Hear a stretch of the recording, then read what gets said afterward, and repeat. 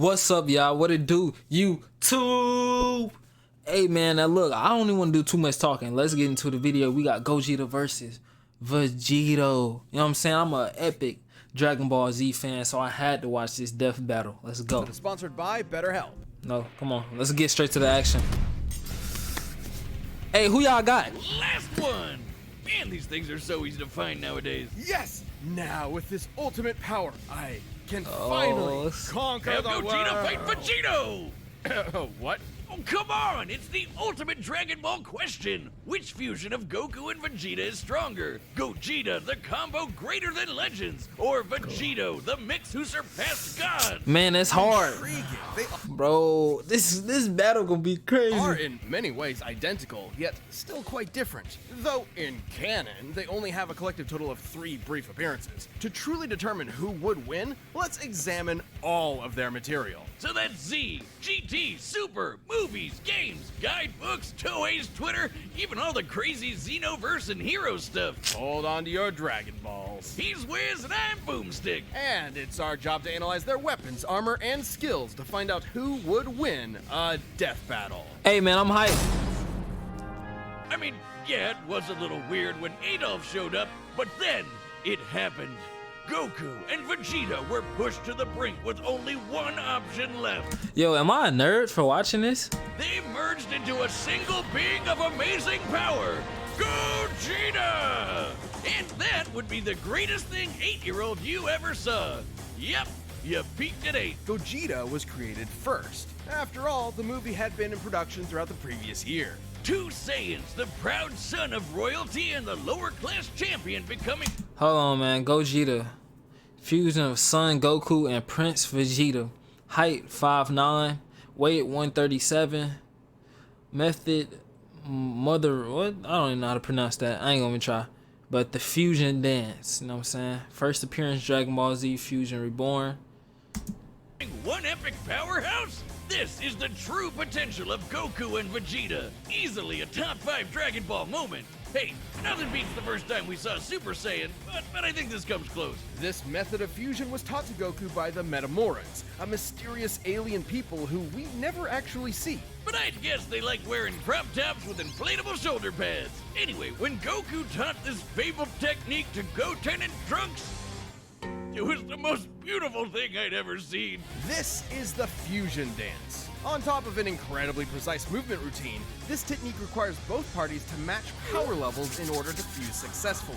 A literal personification of the phrase, only as strong as the weakest link. It's pretty easy to screw up, trust me. But if you nail it, you're the baddest mother effer on the planet. Though not part of mainline canon, Goku and Vegeta first used this to battle Janemba, a demon basically composed of essence of evil. Probably smells like cats. Gogeta defeated him in less than 2 minutes. 20 years later, Gogeta would become canon to conquer one of the most dangerous entities in the Broly was crazy. Like, Broly's powers are insane, bro. multiverse, Broly. Obviously, Gogeta's super powerful, but I think his most underappreciated skill is how he comes up with awesome attack names, like the Big Bang Kamehameha. Look at these moves, bro. Dragon Fist, God Kamehameha, God Kai, God Punisher, Instant Transmission, Kaioken, Meteor Explosion, Punisher Shield, Stardust Breaker, Stardust Fall, and Stardust Smasher. Them moves are essential for him. Stardust Fall, Meteor Explosion, and the ultimate villain killer, Stardust Breaker! A fancy-looking attack that completely obliterates all traces of evil within a target. That's how it took out Janemba in one shot. The guy was literally made of evil. Or cats. Weirdly enough, this is similar to Devilman's Devilmite Beam, which causes the evil within a person to explode and... Oh, you mean Spike? That guy's hilarious. Which obscure character are you gonna reference next? Icarus? Sour Man? General Rildo? Oh man, that guy's just one letter up from General Dill. Over the years, Gogeta Hold on. has achieved the empowered forms of Super Saiyan, Super Saiyan Blue, and even Super Saiyan 4 in his battle against Omega Shenron. Super Saiyan 4 is a totally unique branch of transformation. Instead of using Divine Ki like Super Saiyan God, it taps further into Goku and Vegeta's Saiyan bloodline, giving them fuzzy red fur and teen goth eyeshadow. Goku has also claimed this form increases a Saiyan's inherent aggression, though you wouldn't know it with Gogeta. He basically becomes Dragon Ball's Bugs Bunny, reveling and messing around with his foe any way he can. Until the fusion runs out. Hey, man, now I remember my first time watching him transform. That's right.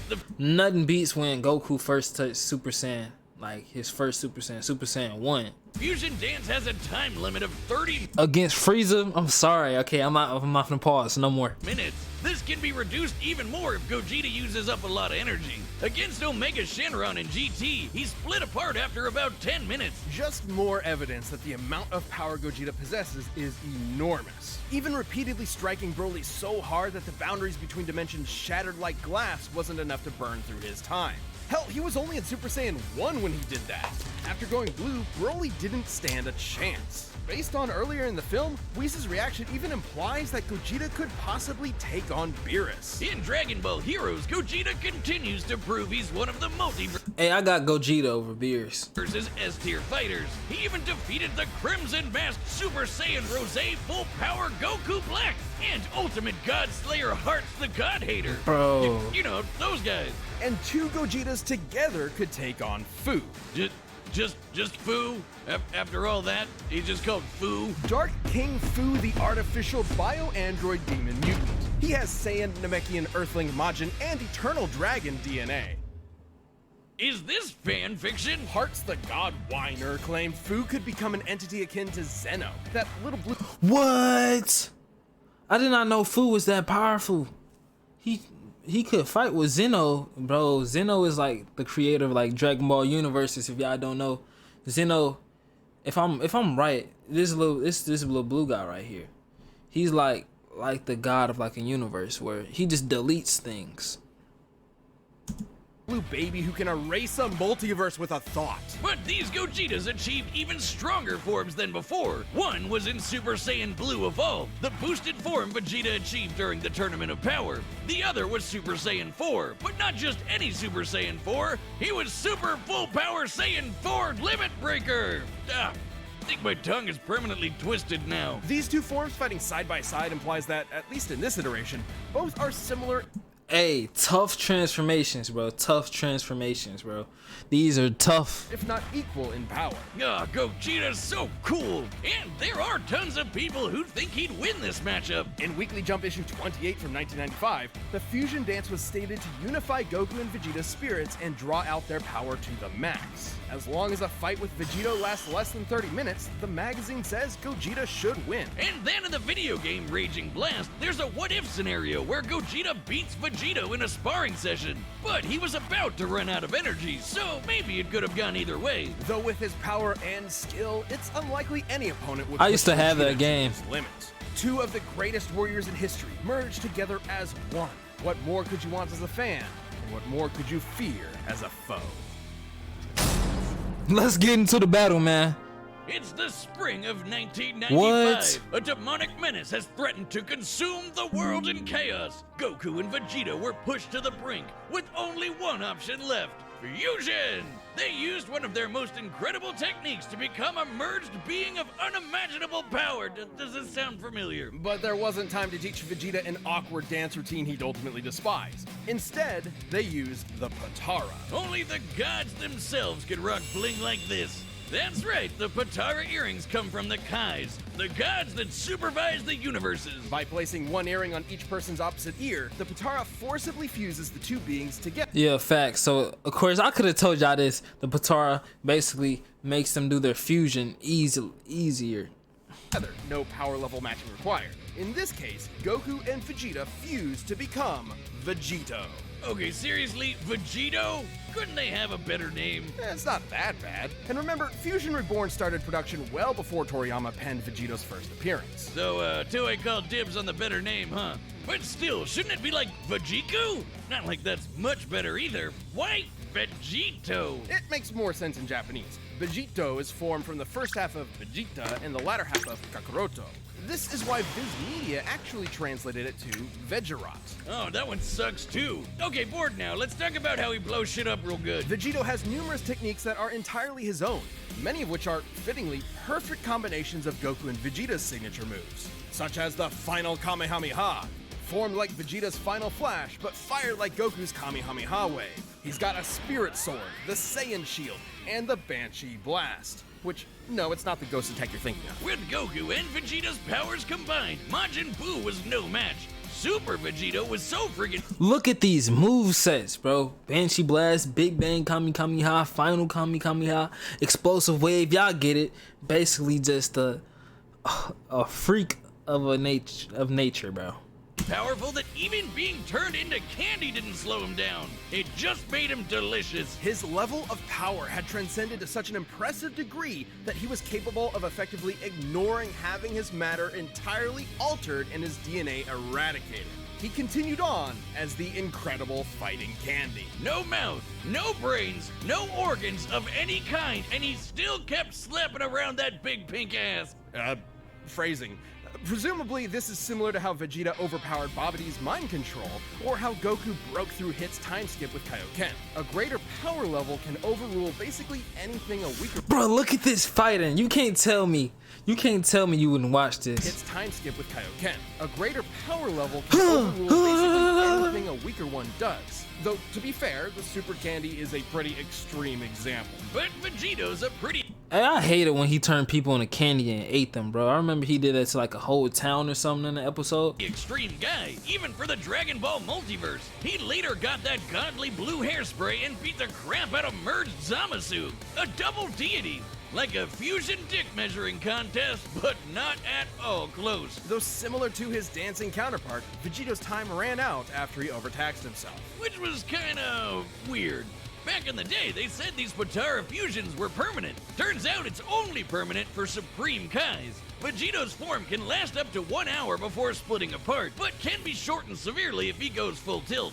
In the manga, Vegito formed after Zamasu fused, and split apart when they expected fused Zamasu to have 20 minutes left, meaning he cut his time down to 40 minutes at most, though in the anime it was way less since he tried to quickly overpower Zamasu with a single attack. The Potara have their own set of rules. Unlike the fusion dance, this form is maintained by the power of the earrings, not the fusers themselves. As such, destroying the earrings ends the fusion. And if you slap the Potara on while in a Super Saiyan form, you can't power down while fused. So if Goku and Vegeta aren't careful, they can find themselves draining power when they don't need to. But surprise, Vegito's got into his own Super Dragon Ball Hero shenanigans, and he's got the full power Red Fur 2. Look, Wiz, I think I'm having... Dude, this is deja insane, vu. bro. Aside from Fu, he's battled heavy-hitting threats to the multiverse. They got all the like facts. Hunger I and mess with it. Cabra. And just like with Gogeta, there's plenty of people who think Vegeta would win this fight. Daizenshus 4 and 7, basically two Dragon Ball encyclopedias, claim that the Potara fusion is superior to the fusion dance. Old Kai said this too,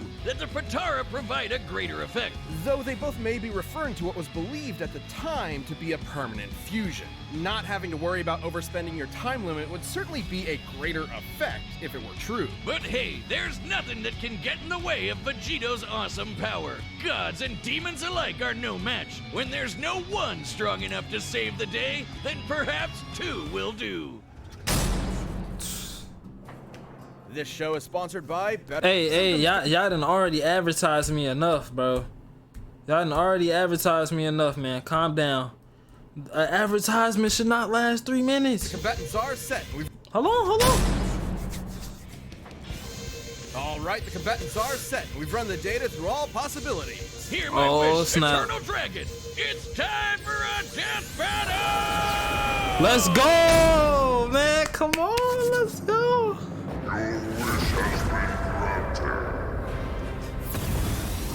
What is this madness? Whoa, Vegeta! Am I really that much taller than you? Stuff it, Kakarot! You... Jump!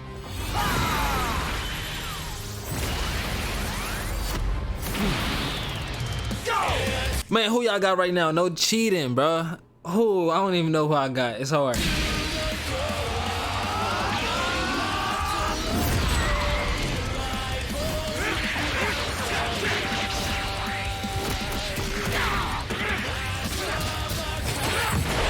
Ooh.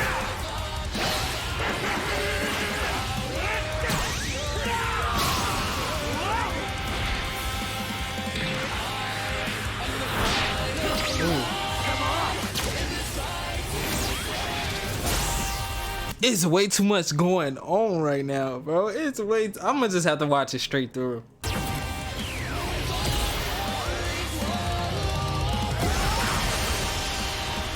bad. Want to kick it up a notch? Sure. But how about some variety?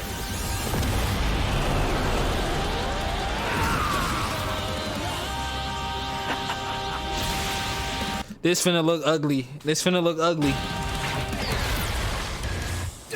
Ooh.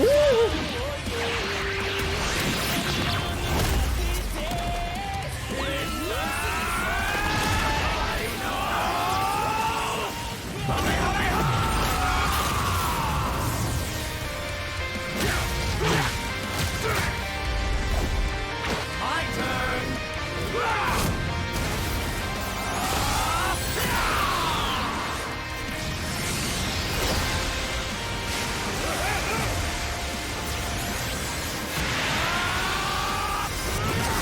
Ooh. Yo, they fighting everywhere. Whoever made this video, you're a W editor, bro. W editor. Thank you for the content.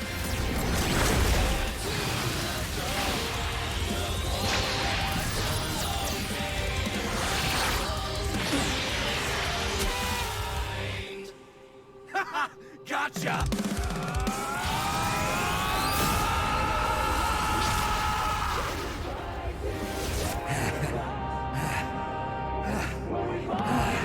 Guess it's now or never.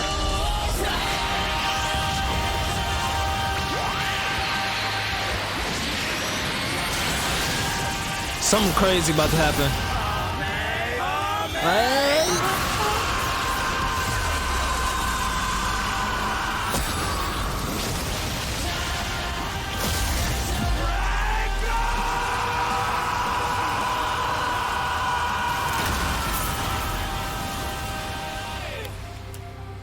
Who leaking?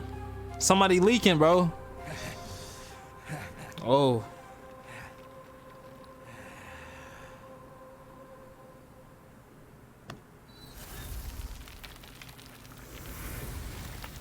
Is it over?